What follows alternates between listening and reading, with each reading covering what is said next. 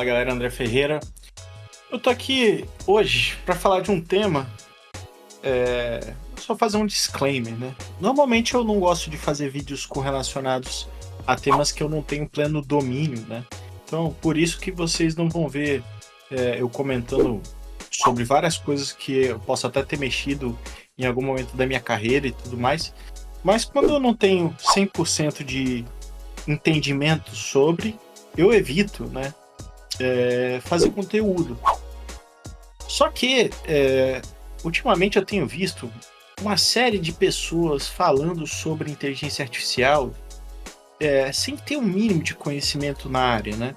Então, cara, eu pensei assim, se tem tanta gente falando sobre, eu vou dar uma visão técnica com relação ao que eu já trabalhei nesse segmento da ciência da computação, né?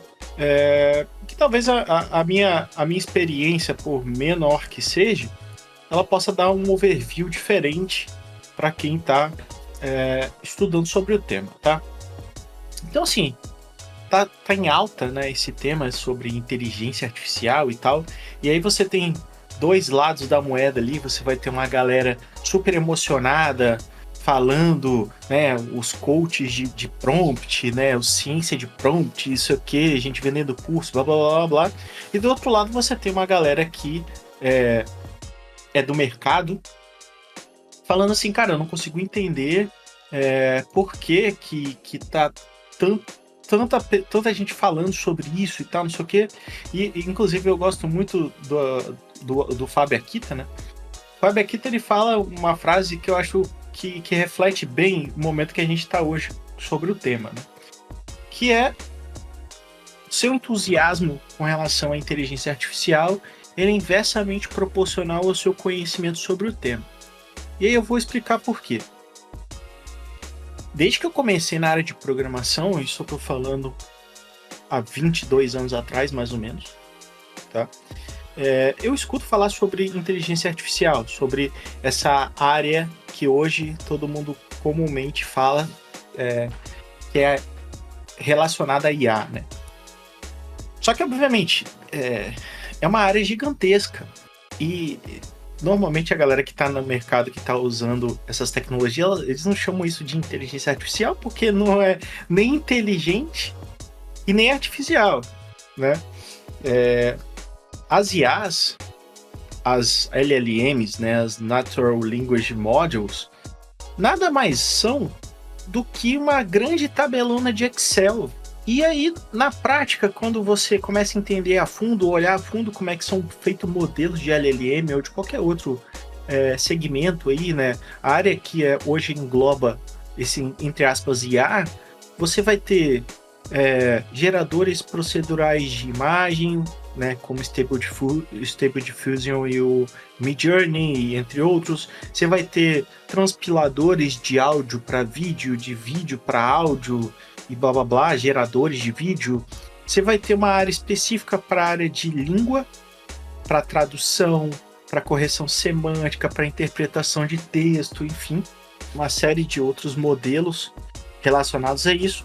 E, de novo, nós temos estudos teóricos dessa área desde os anos 70, 80, né? Então essa é uma área muito antiga da programação. E aí você pode se perguntar assim, pô, se isso é um negócio tão antigo, por que só ficou em evidência nos últimos anos aí, nos últimos 3, 4 anos, né? E aí eu vou explicar por quê. Quando você tem uma grande tabelona estatística, que é o que são esses modelos de LLM, né? Eu tô focando mais no LLM porque é o principal burburinho que tem na internet, são o ChatGPT da vida, né? O Bard, por aí vai. Quando você tem uma grande tabelona de probabilidades, que é a essência de uma LLM, né?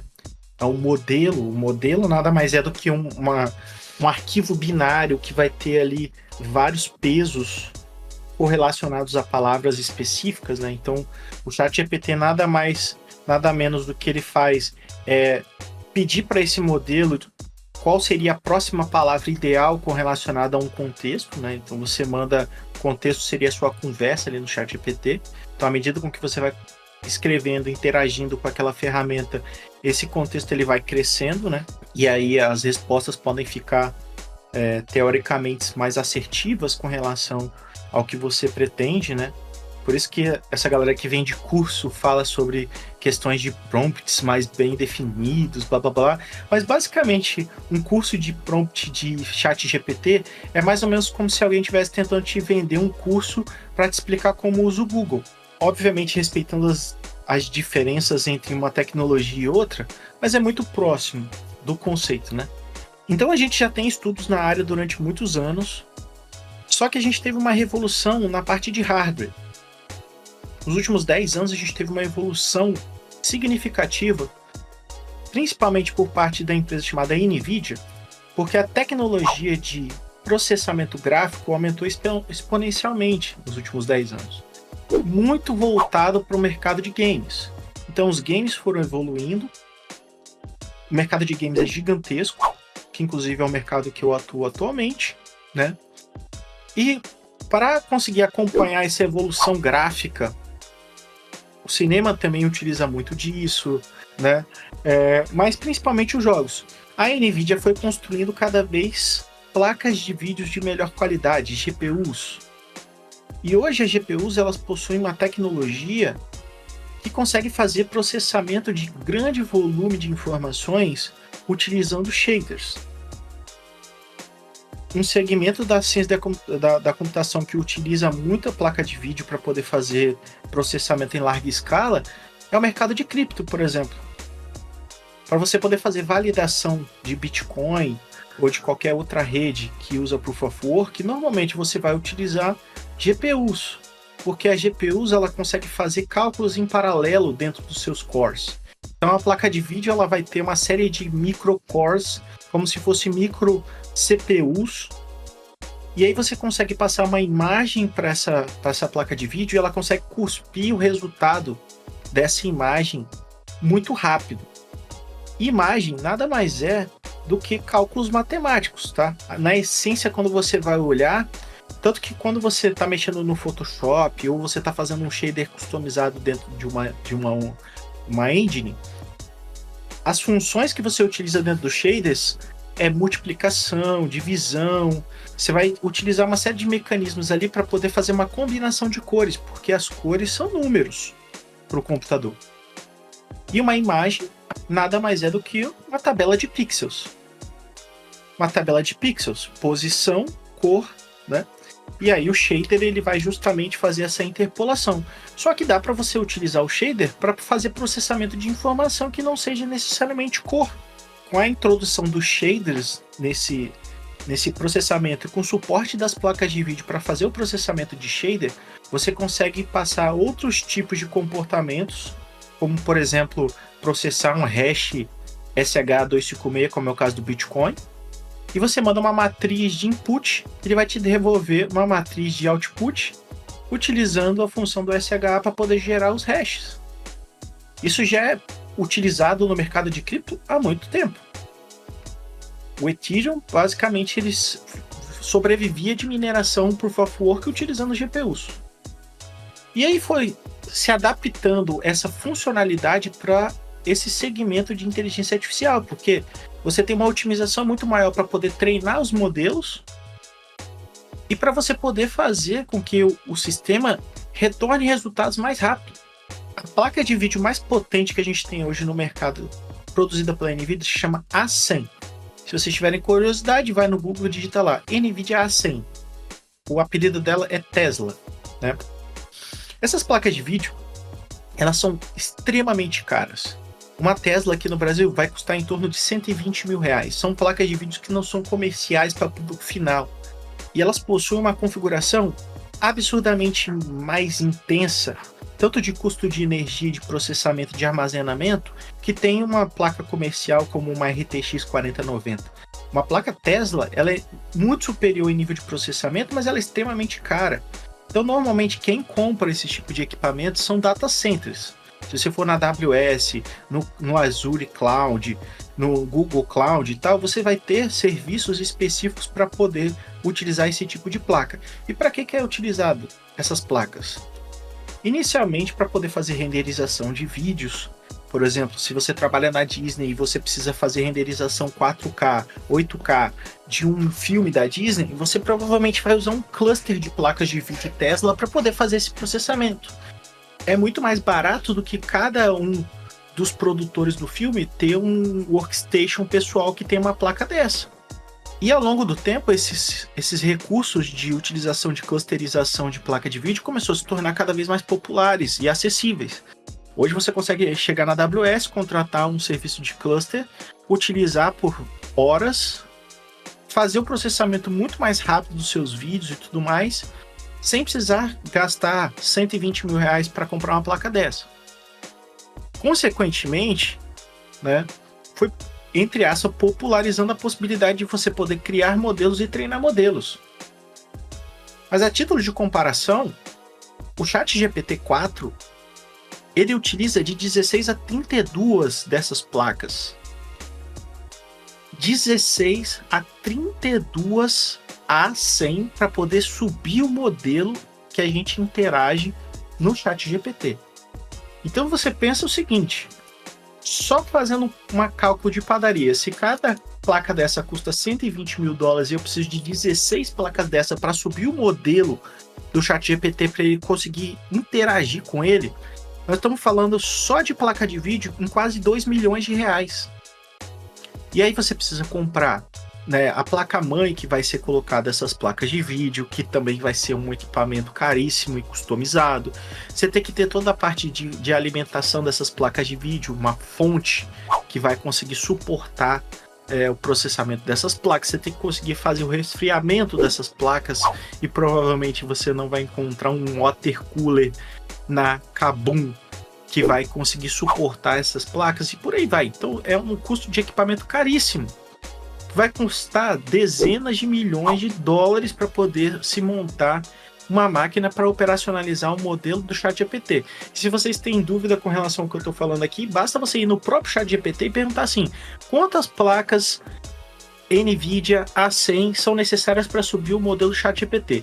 Ele vai falar assim, ó, do ChatGPT 3, a gente precisa de 8 a 16 placas de vídeo. Já o ChatGPT 4, que é a versão atual que a gente está utilizando, precisa de 16 a 32 placas dessa, dependendo de qual modelo que você está tentando subir, porque o ChatGPT tem vários tipos de modelos, tem modelos maiores e menores. E por que isso acontece? Porque toda a parte de carregamento desse modelo ele precisa ser feito dentro da memória da placa de vídeo para ter eficiência na hora de usar o shader para fazer o predict. Sendo assim, como o modelo do ChatGPT tem alguns teras e uma placa dessa tem 80 gigas, então vamos lá, se são 16 placas de 80 gigas, é 1.2 teras. Então eu estou levando em consideração que o modelo do ChatGPT deve ter em torno de 1 tera de tamanho. Ah, André, mas não dá para usar isso numa memória RAM convencional? Não, porque aí a gente estaria fazendo swap e esse processo seria muito mais lento. Teoricamente dá para você fazer um cluster de memória RAM sem precisar utilizar a memória da placa de vídeo? Dá, só que a resposta do ChatGPT vai ser infinitamente mais lento do que ela é utilizando a memória da placa de vídeo. Então na prática a gente começa a entender o seguinte, que só quem vai conseguir participar dessa brincadeira de criação de modelos e gerenciamento de serviços mundiais para disponibilização de IAs, LLMs para público final vai ser as grandes Big Techs. Ou pessoas que têm muito dinheiro, igual o financiador da OpenAI. Porque é um projeto extremamente caro. E o ChatGPT ele opera no negativo, porque ele precisa ter toda essa infraestrutura para fornecer o serviço para o mundo inteiro utilizar. Só que o lucro que essa operação dá não paga os custos.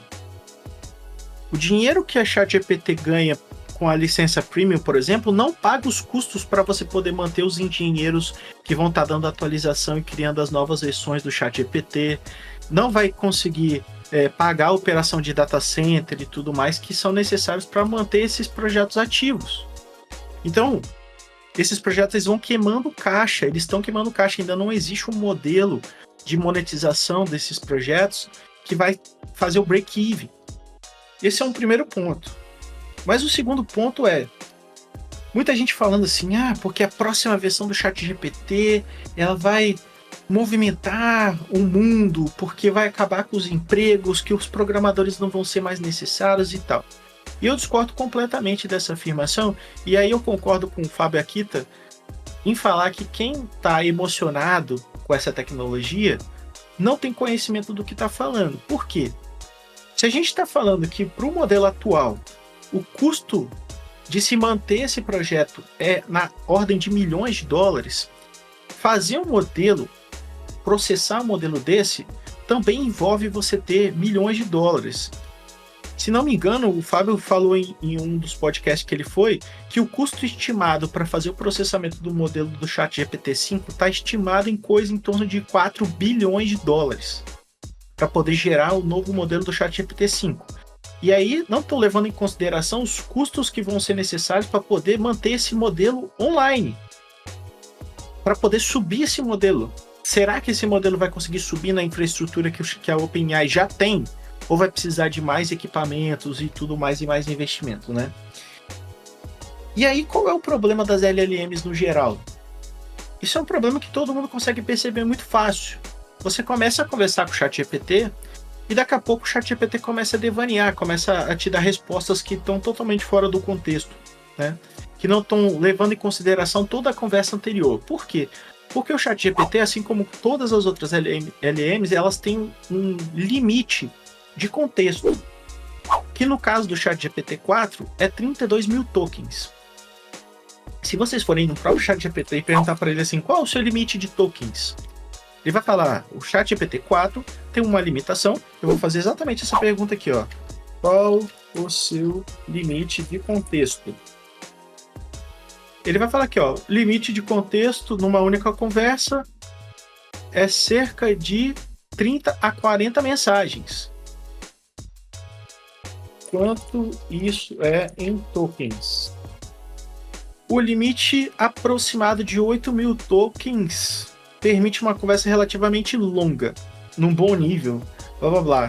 Quantos tokens é o limite da versão 4.0 do ChatGPT? O limite do ChatGPT 4 é aproximadamente 32 mil tokens. Aí vamos fazer uma pergunta bem simples. Quantos tokens tem a Bíblia? A Bíblia tem aproximadamente 7.800 palavras. Isso significa em torno de 800 mil a 1,2 milhões de tokens. Então perceba, a gente está falando aqui que a interação de contexto atual suportada pelo ChatGPT-4 é de 32 mil tokens. E a Bíblia, por exemplo, tem em torno de 800 a 1,2 milhões de tokens. Para você conseguir contextualizar todos os tokens disponíveis na Bíblia, você teria que fazer o treinamento da Bíblia integral dentro do ChatGPT. Mas, obviamente, tem várias versões, então você tem que ir imputando todos os possíveis variações para uma interpretação um pouco mais próxima da realidade, né? De ter uma tokenização perfeita ali para fazer interações que você possa perguntar qualquer coisa e tal. O modelo do ChatGPT, ele faz isso, ele tem uma quantidade de dados absurda. Mas perceba que você vai começar a conversar com ele ali, e ele mesmo já fala aqui que de 30 a 40 mensagens ele consegue manter um contexto razoavelmente legal. Só que quando passa disso, ele começa a eliminar partes da conversa anterior para poder tokenizar as novas interações. Sendo assim, ele perde contexto com uma certa facilidade. Eu tenho utilizado o ChatGPT, por exemplo, para me ajudar na parte de transcrição de linguagens de programação e tudo mais, principalmente nas linguagens que eu não tenho muito conhecimento, como é o Rust e o C++, né? E o que eu percebo é que, hora ou outra, eu preciso reiniciar o contexto. Eu preciso enviar partes mais contextualizadas da conversa, porque eu sei que ele já está começando a perder o começo da conversa. E quando a gente está falando de desenvolvimento de software, isso daqui é quase nada. Isso aqui é quase nada. Se você pegar um projeto qualquer aí no GitHub, você vai ver que vai ter milhões e milhões de linhas de códigos, né? Vou pegar um projeto grande aqui, por exemplo. Um projeto que tem, eles colocam aqui, inclusive, ó, 10 mil linhas de C++. Aí eu vou colocar aqui, ó, quanto aproximadamente tem, quantos tokens aproximadamente tem um projeto com 10k de linhas de código em C++. Vamos ver se ele consegue responder isso daí, ó. A quantidade de tokens de um projeto com 10 mil linhas de C++ depende muito, obviamente, né? Mas em torno de 10 mil linhas vai conter em torno de 50 a 150 mil tokens. Então a gente está falando sim que um projeto relativamente simples que eu coloquei aqui para que tem exposto ali 10 mil linhas de código de C++, vai ter em torno de 50 a 150 mil. Então eu não consigo pegar esse repositório e pedir para o ChatGPT conseguir ler todo o repositório e depois eu fazer interação com ele, porque ele tem um limite de 32 mil tokens. Então ele vai eliminar alguma parte desse código. Então vai ter coisas que eu vou perguntar que ele não vai saber responder. E ainda, à medida que eu vou conversando com ele, esses tokens vão sendo alterados. A minha conversa ela vai sendo tokenizada, porque toda vez que você conversa com o ChatGPT, ele vai levar em consideração as suas interações anteriores, mas sempre respeitando esse limite máximo de interação, de tokens. E podem sim. E tokens não é necessariamente quantidade de palavras, tá? Quem tiver mais curiosidade pode procurar e entender isso melhor. Então, na prática, o que eu estou falando é o seguinte. Para ter um próximo passo evolucionário aqui no ChatGPT-5, primeiro, vai ser gasto bilhões de dólares para poder criar um modelo. Vai se gastar mais outros bilhões de dólares para poder criar infraestrutura de data center para poder gerenciar esse modelo, né, para subir, para ficar em produção. Possivelmente a NVIDIA não vai conseguir criar uma série revolucionária de Teslas nos próximos 5, 10 anos, porque a gente está num linear de tecnologia que não está crescendo exponencialmente como estava antigamente. A gente hoje tem uma empresa no mundo que se chama TSMC, que produz microcomponentes de 3 nanômetros. Para a gente conseguir aumentar a capacidade de uma 100, por exemplo, ou teria que aumentar a escala dos componentes, né, colocar mais microtransistores ali dentro, colocar mais GPUs integradas e tudo mais, e isso obviamente tem um custo, ou você tem que conseguir reduzir o tamanho dos componentes dos transistores para poder aumentar a capacidade de cores de processamento que essa GPU vai ter. Hoje, se vocês forem pegar a série RTX 3070, 3080, em comparação com a 4080, por exemplo, que seria do mesmo segmento de uma série superior, você não tem uma grande diferença exponencial. A 4080 ela não é tipo 50 vezes melhor do que a 3080, ela é um pouco melhor. Tem um ganho de performance? Tem, mas muito voltado à implementação do DLSS 3. Porque o DLSS 3 ele vem integrado na GPU com a possibilidade de geração de frames por inteligência artificial usando o CUDA cores.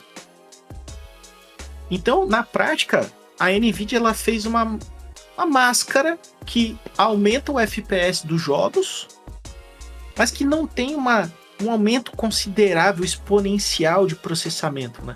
A gente não está saindo em ordens de grandeza a mais de uma versão para outra, né?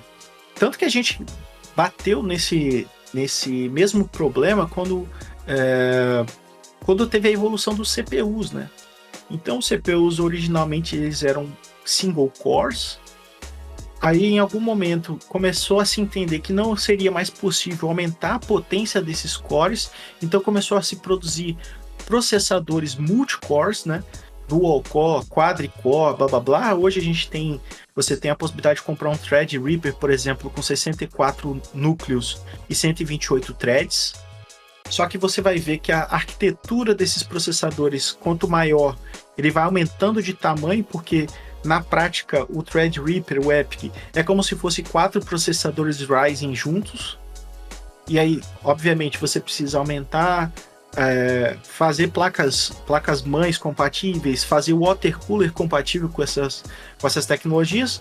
Tanto que é muito difícil você encontrar alguém que usa um Threadripper. O normal vai ser a utilização do Epic, que é a versão server do Threadripper, em data centers. E aí são máquinas preparadas para esse tipo de coisa. E aí, na prática, o que a gente vê é que o mercado de hardware ele precisa ter um respectivo incentivo do mercado, isso é, pessoas comprando os hardwares para poder gastar com novos projetos de processadores mais rápidos ou placas de vídeos mais rápidas. E que, honestamente, eu não tenho visto muito, né? Eu não tenho acompanhado de perto essas informações, mas eu não acredito que o mercado de desktops ou de servidores esteja aumentando tão exponencialmente assim. Talvez com esse boom das inteligências artificiais, pelo fato da NVIDIA estar sendo muito demandada para compra de GPUs para fazer data centers, né? Tanto a TSMC quanto a NVIDIA, você vai ver que elas têm, por exemplo, as ações da NVIDIA dispararam. Estão super infladas no mercado. Por quê? Porque as pessoas estão achando que como a inteligência artificial ela está aumentando e está criando hype e o Facebook tá lá, né? Você imagina o Google, o Facebook, a OpenAI, todo mundo tá comprando placa da NVIDIA. Então, teoricamente, se esse comportamento se estender a longo prazo, faz sentido que cada vez mais a NVIDIA vai começar a ganhar mais dinheiro, em teoria, né? Só que vamos parar pra pensar, cara. Uma coisa é quando você compra uma placa de vídeo numa varejista, que você vai ter 300, 400% em cima, né? Outra coisa é quando a Google chega para negociar com a NVIDIA e fala assim, eu vou comprar 20 mil unidades do A100. Ela não vai pagar o mesmo preço do varejo, ela vai pagar um preço inferior, muito inferior. A NVIDIA ainda vai ter a margem de lucro dela? Vai. Só que eu te garanto que boa parte das empresas que fazem esse tipo de serviço, né, de construção dessas placas, elas devem estar absurdamente atoladas para conseguir entregar essas demandas que já estão sendo solicitadas por essas big techs, porque esses caras compram milhares de placas. Então deve ter fábricas na China fazendo essa produção, a TSMC deve estar produzindo um chip como louca, e a gente não tem outras opções de outras empresas no mundo que façam esse tipo de tecnologia. Estão tentando agora criar empresas de microcircuitos dentro dos Estados Unidos e em outros lugares para não ter essa dependência de Taiwan quanto a gente tem hoje. A pandemia deixou muito claro para a gente que a gente tem uma dependência gigantesca de Taiwan, porque faltou chip para tudo. Parou produção de carro, parou produção de geladeira, parou produção de tudo porque não tinha determinados tipos de chip. Porque tem uma empresa no mundo que produz isso, que tem tecnologia para produzir chips de 3 nanômetros, 5 nanômetros. Então a TSMC, 95, 98% da produção de chips de 3 nanômetros é da TSMC. Então acaba que a gente tem um gargalo de produção desses hardwares. E aí, caso a NVIDIA consiga fazer um hardware que seja exponencialmente melhor do que a gente tem hoje na série 4, ou na série, pegando como modelo a 100, né? Vamos dizer que a A200 vai ser lançada e tal, e ela é 50, 100 vezes mais rápida do que a A100. Isso vai ter que ser produzido. Quem tem condição hoje de fazer uma produção desse tipo? A TSMC. A TSMC vai precisar produzir na ordem de milhões de placas de vídeo.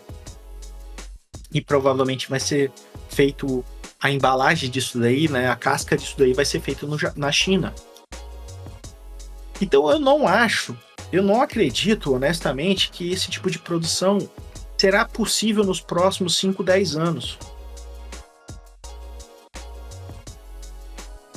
E mesmo que seja possível ser criada essa tecnologia nos próximos 5, 10 anos, a gente ainda tem a questão de se tornar viável comercialmente, porque imagina quantos bilhões de dólares vai ter que ser investido nessas novas placas, nesses novos data centers, para poder disponibilizar um serviço de cloud ou para poder subir uma nova versão do ChatGPT. Então acaba que no final, mesmo que você faça um modelo de ChatGPT 5, esse modelo ele vai ter que ser adequado ao hardware que tem hoje. E aí eu não consigo ver, a longo prazo, muito sinceramente, uma IA que vai chegar no mercado que tenha um aumento exponencial de tokens disponíveis de input para que a gente consiga ter uma interação muito mais extensa do que a gente tem hoje. Sendo assim, a gente ainda vai continuar tendo os mesmos problemas de contexto que a gente tem no ChatGPT 4, mesmo que o próximo modelo seja mais eficiente, talvez.